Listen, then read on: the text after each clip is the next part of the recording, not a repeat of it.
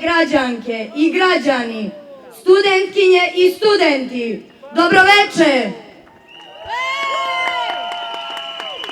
Hvala vam što ste došli u ovolikom broju i što stojite uz nas u borbi za bolju, sigurniju budućnost. Nadamo se da vas i ovoga puta nećemo iznevjeriti.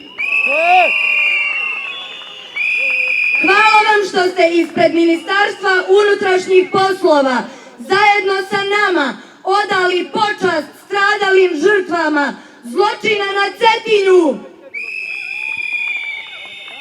Uprkos brojnim pokušajima da se skrene pažnja sa razloga koji nas je okupio u ovom broju, mi, studenti i studentkinje grupe Kamo Šutra, ne zaboravljamo da na Cetinju ono što se dogodilo nije mala stvar. Tako je! Tako je! Ostavke!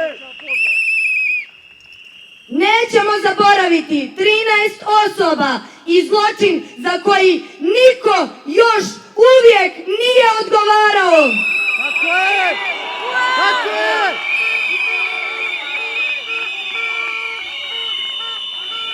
Umjesto da preuzmu odgovornost, vođeni ljudskim moralnim osjećajem, vođeni svojim dužnostima i obavezama, crnogorski političari se ovih dana više bave diskreditovanjem, targetiranjem i širenjem neistina o nama.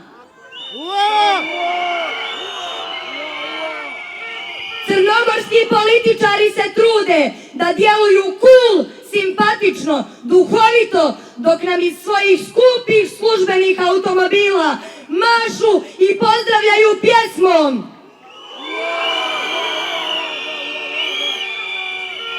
Naši političari nas decenijama prave ludacima i budalama, ali neće uspjeti jer ćemo im konačno reći da ovako više ne može.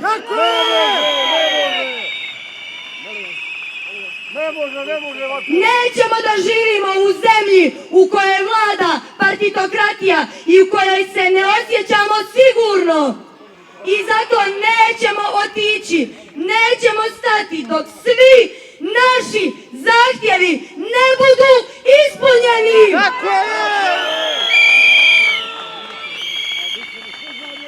Uvijek ćemo biti tu da odgovorimo na svaku nepravdu. Bićemo tu da opominjemo naše političare da moraju paziti kako rade i kako se ponašaju od volje nas građana i građanki. Ove zemlje sve zavisi i njihovi mandati. Ovo je samo početak, jer sviđalo se to njima ili ne, na nama svijet ostaje.